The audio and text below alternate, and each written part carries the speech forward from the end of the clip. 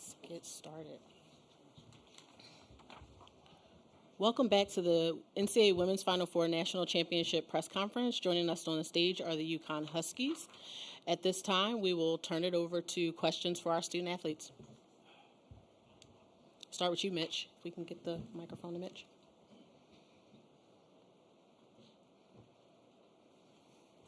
Mitch North from USA Today. Sarah, can you walk us through what happened there at the end of the third quarter with the jersey rip and then the jersey change? It was an accident. I missed my shot. Ripped it by accident. Kareem? We're going to go to our left, ladies. Kareem Copeland, ESPN. AZ, can you talk about the challenge against their defense today? I think you guys started 1 from 11 from behind the arc. Did you like the looks that you were getting, or were they kind of doing something that kind of affected your guys' shooting percentage today? Yeah, they were super aggressive on defense, and I thought some of our shots were a little rushed, some of our offense was a little rushed, out of pace. But we got a lot of good looks, a lot of shots in our offense, shots that we are used to taking. We just didn't hit very many or enough today. Take our next question from the back.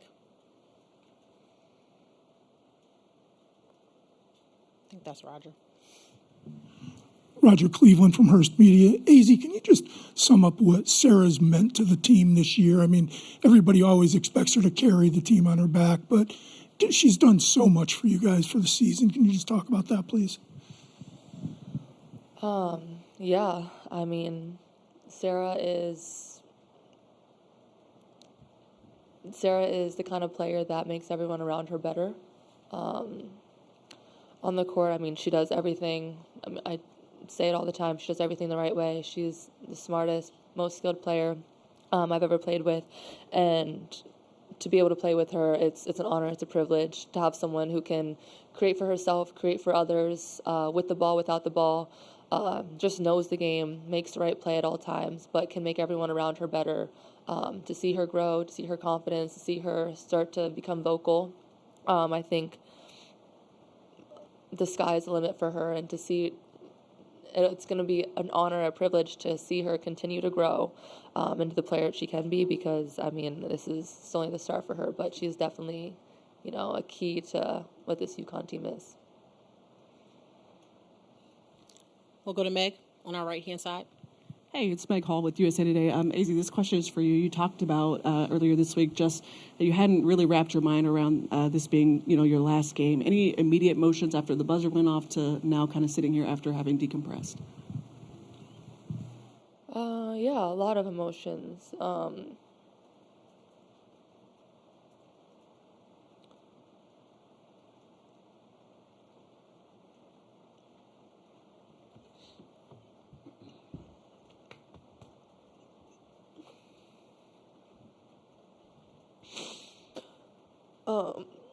I mean, obviously this isn't how I wanted my career at UConn to end, but these 5 years, I have so much to be grateful for. I couldn't have asked for better teammates, better coaches, a better experience. I'll look back on college, and I know something we've talked about is how, this game, like I said, not how we wanted to end, but it doesn't define us and, what this team is, what this season was for us. So I think, guilty. I feel like I let the team down today, but a lot of gratitude, a lot of love, and just a lot that I'll never be able to, verbalize, and thank the coaching staff, the teammates, the support staff, and everyone from this program that's poured into me, touched me. I'll never be able to really verbalize how much they've meant to me. Any additional questions for Sarah or AZ? We'll take one from Zoom. Jennifer, you may proceed with unmuting your line and asking your question. Hi, AZ. Jennifer Porty from Let's Talk Women in Basketball. What's the biggest lesson you learned while playing at UConn? And also, with the WNBA draft approaching, what players do you look forward to playing with or against?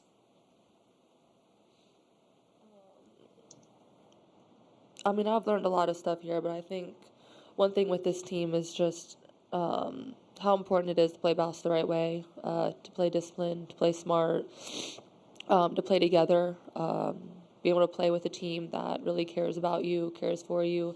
You can push each other, motivate each other. I feel like it changes the game of basketball completely. So I think that, and haven't really been thinking about what's next.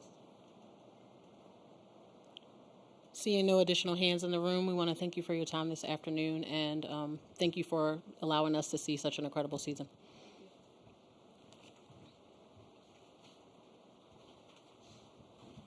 At this time, we will turn it over to questions for Coach. We'll start with Doug, and then we'll move our way around. Hey, Coach, Doug Fomberg, the AP. What exactly happened in the end of the game there in the last second with the handshake line with you and Dawn? I said what I had to say, and nothing.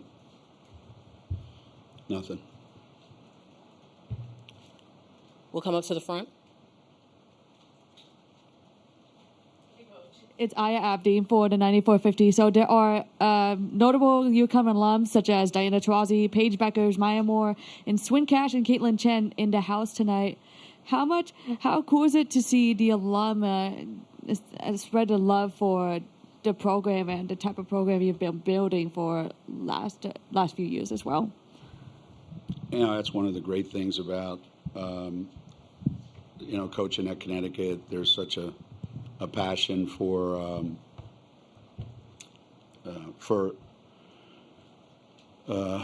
the school, for the basketball program.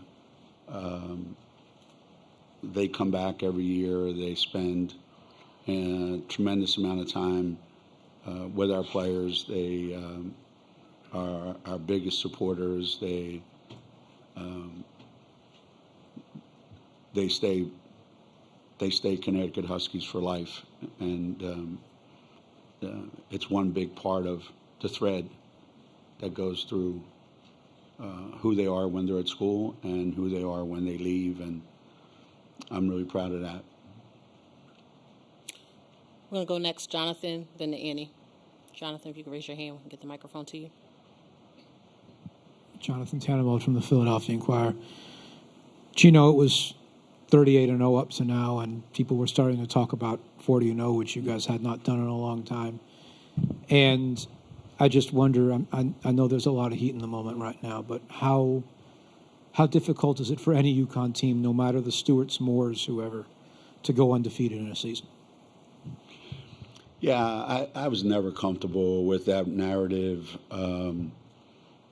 People talking like that going into the season. I mean, in the middle of the season, trying to do that in today's day and age it's always been difficult. Don't get me wrong.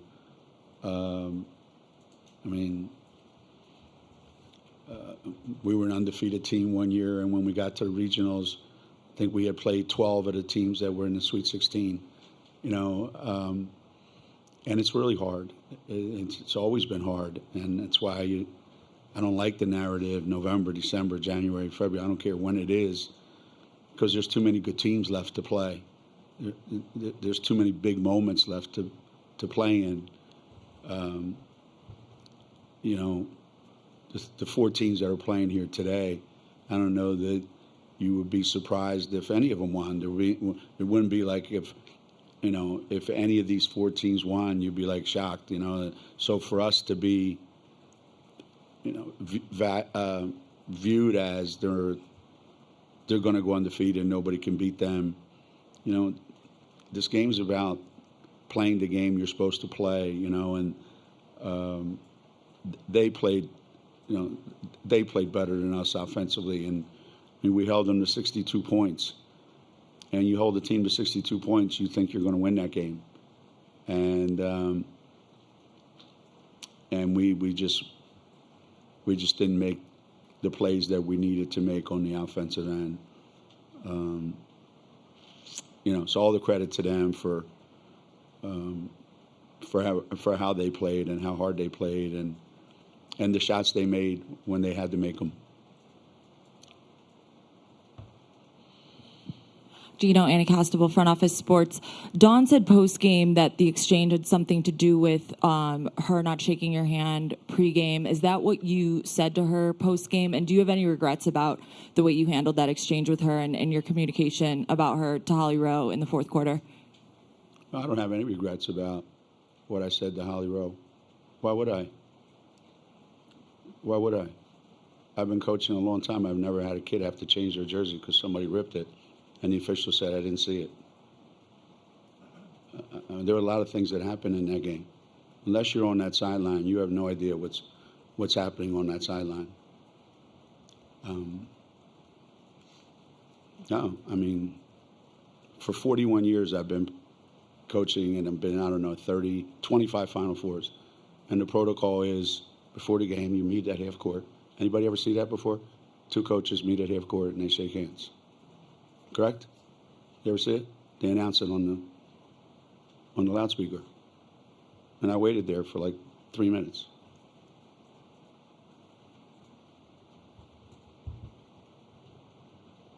So it is what it is.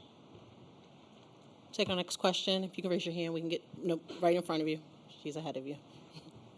Nope, you're up. Okay. Hi, Geno. Maddie Kenny with the New York Post. You said what you had to say. What did you say specifically? Why would I say it? I said what I said. And obviously she didn't like it. I just told the truth.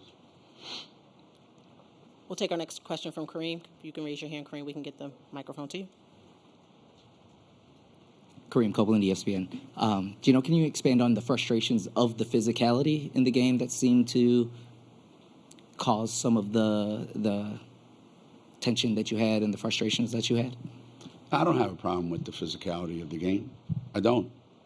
I think the game is physical, and I think we're just as physical in a lot of ways as any other team that we play against. I don't know that we were as aggressive and as physical as we needed to be on the offensive end.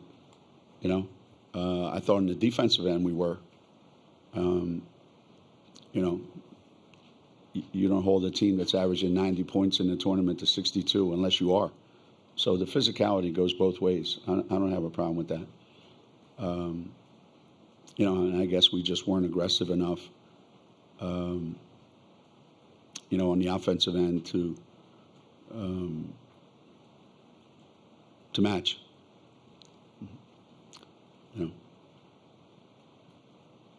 We'll take our next question from the back. Hi, Coach. Jesse Morrison, Arizona Sports. Going back to the undefeated thing, just do you wish you all had gone through a little bit more adversity this season heading into this game? You got to run the race you're racing, There's nothing you can do about it.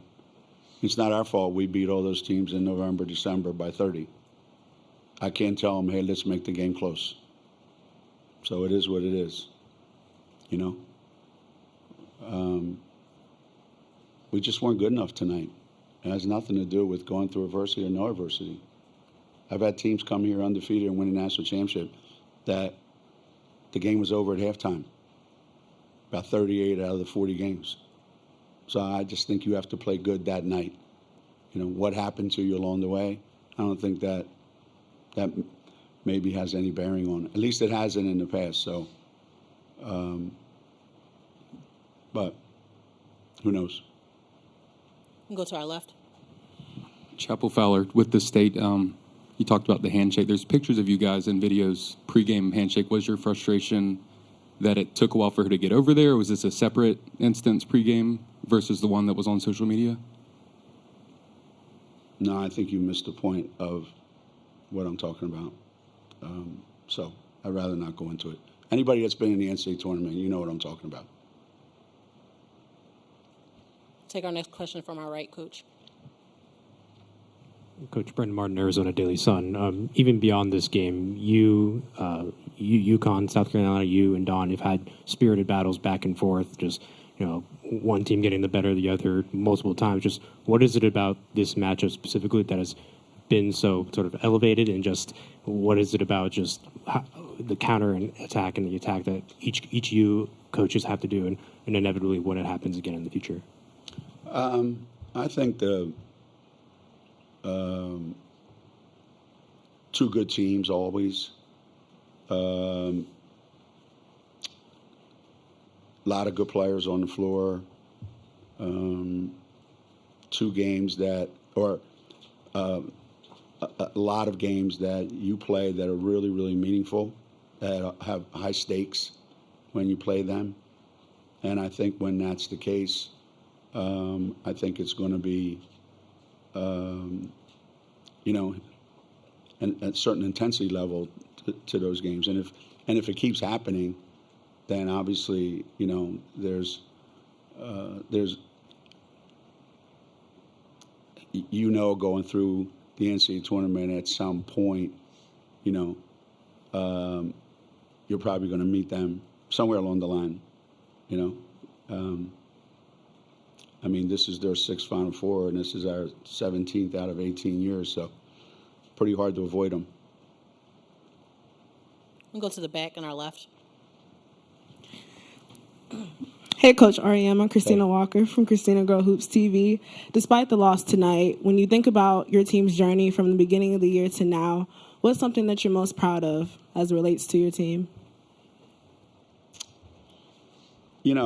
Whenever you're going through a season, a lot of things happen.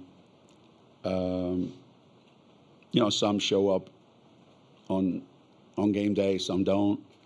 All the things that your team is really, really good at, and all the things your team is potentially going to get hurt by. And you try all year long to kind of cover up those things and hide them from everybody so they don't see them.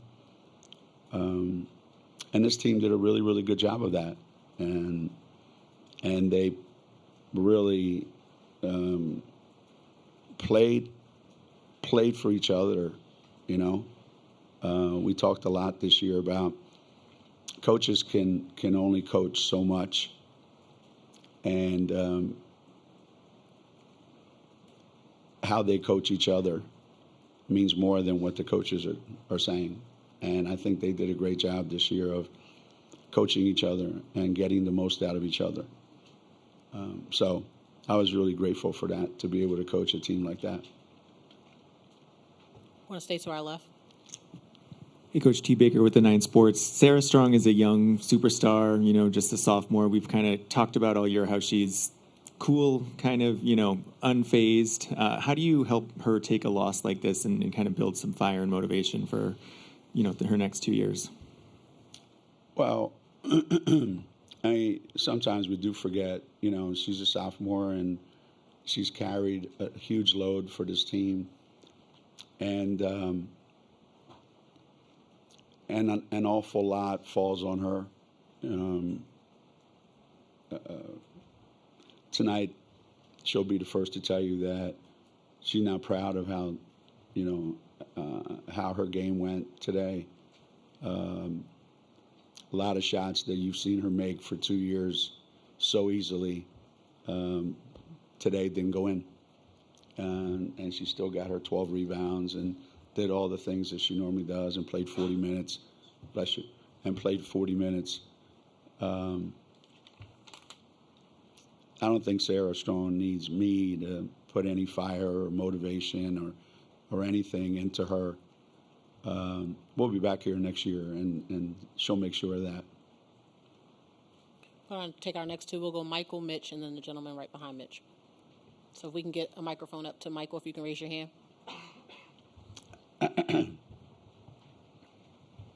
Coach Michael Kiratino, Sideline Sports. When you talk about the physicality, obviously, pretty much a game of heavyweight fight. You get up, they punch back. They get up, you guys stay in the middle of the ring and punch back.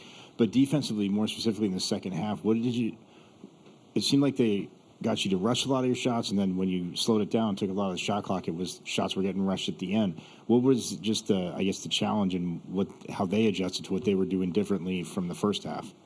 I don't think there was anything different in the second half that happened in the first half. I think what happened at the beginning of the third quarter, I think there was maybe 3 or 4 straight times where we came out of there with an empty possession where we turned it over, and that led to some easy buckets for them. A lot of times I thought we had opportunities in our transition, and we didn't execute it. I think there were times when we were playing so fast that we couldn't take advantage of the opportunities that we did get. Now they did a good job of, I think, of making the game like that in the half court, and that's why I think we needed those opportunities in the full court in transition. And it wasn't the kind of the game wasn't played the way we want to play it. It was played the way South Carolina wanted to play it, and I think they did a great job of doing that. Mitch Northam with USA Today. I just wanted to get some clarity on the end of the third quarter because Sarah seemed to say that she made a mistake and ripped her jersey, but you're under the impression that South Carolina she didn't played make a mistake. She said it was a mistake. She didn't say she ripped her own jersey. Okay. Okay. And the video seems to show that she did, but you're under the impression that a South Carolina player ripped it? No, I'm just saying there was not a single foul called on us and on them in the third quarter, and I got a kid that's one of the best players in the country and has got the ball a lot and is trying to get something done, and you mean to tell me there was never a time when she got fouled? Find that hard to believe. Hey, Coach. Jeremy with the Mirror. There's nothing you can do to prepare your players for a moment like the loss today. I mean, it's an undefeated season. You can work on professionalism and composure all you want, but there's just nothing like it. But I was still struck by the absolute professionalism in the locker room of your players right now, whether it be upperclassmen like KK or underclassmen. Obviously, emotional moment. This is kind of the reputation of your program is how your players carry themselves off the court. How much pride do you take in your players right now? Obviously, this is going to be a tough day, whatever way you slice it, but just in how they're able to carry themselves in these moments. One of the things we said in the locker room when we got in there was there's nothing that I can say to a team that's sitting there losing in the Final Four that's going to make them feel any better, that's going to make it hurt any less. Nothing. It's going to be there, and they have to deal with it. We all have to deal with it. But I also said that, here at Connecticut, we've won so much that I think we know how to win. And I think we know how to win with class, and we know how to win with dignity, and we win with humility. We know all that because that's what we do. And you made a point to say yourself how we handle ourselves. But the true test is how you handle yourself in this moment, in the way they were in the locker room, and how they handled that moment. And I want always for our team to be able to handle both moments the exact same way, because no one's won as much as we have. And so when you are part of that, you have to be gracious in your losing. And I never wanted to be anything other than that. And treat people with respect. We'll stay to our right. Sports journalism class. As the winningest NCAA coach ever and being at your 25th Final Four, what keeps you motivated to continue coaching? Well, after tonight, I don't know that I want to continue coaching.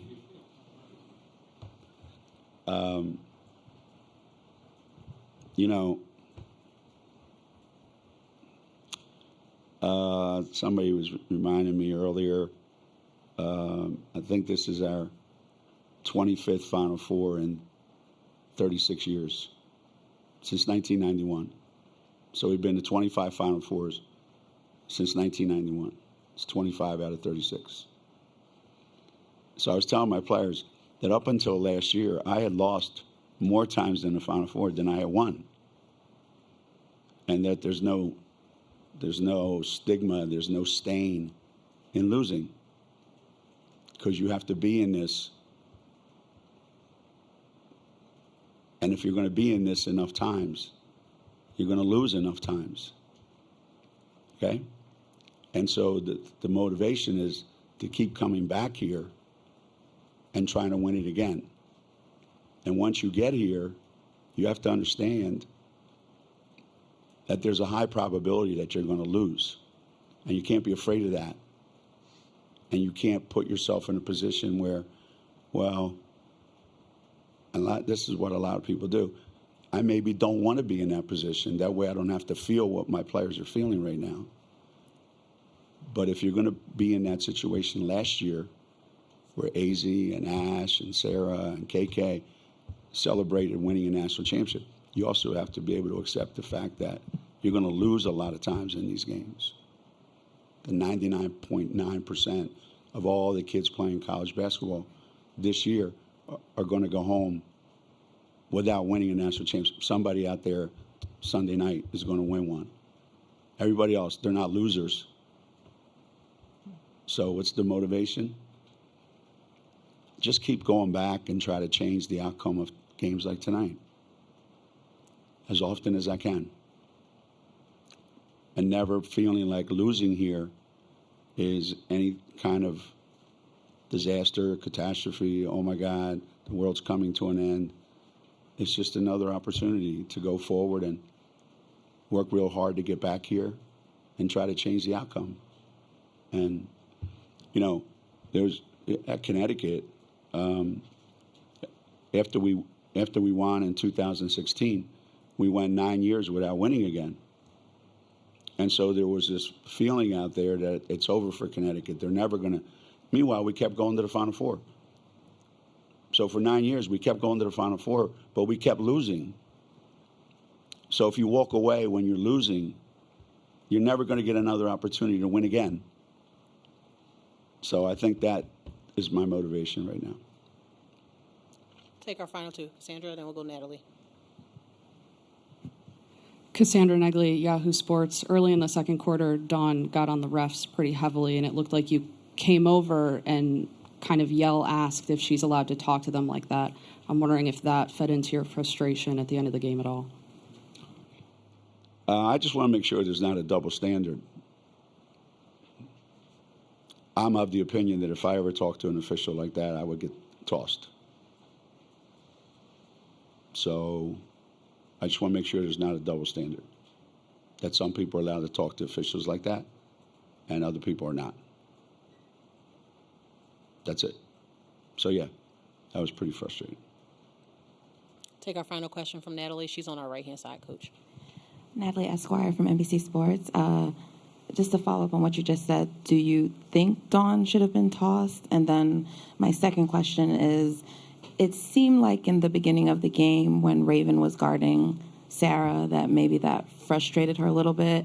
What do you think was effective about that game plan? Why maybe she got off to a slow start? I don't think it's not my place to judge whether, any coach should ever get tossed. And I'm not suggesting that should have happened tonight at all. Not at all. I think as far as the game plan was concerned, I think, and we do this a lot, I think the more pressure, the more defensive pressure you try to put on the other team's best player, you're hoping that there's a level of frustration a little bit, and it starts to affect the way they play. And, you saw the way, Sarah's stat line looks and what, how it went for her. And maybe if she was a senior, maybe she would go, I've been to a lot of Final Fours where this happens. This is the first time that it's happened to her. Last year it wasn't quite like that because, you know, Paige was playing great, AZ was playing great, you know. So yeah, it was the first time for her, and it certainly, I think it had an effect, and it was we would do the same thing defensively if I was them.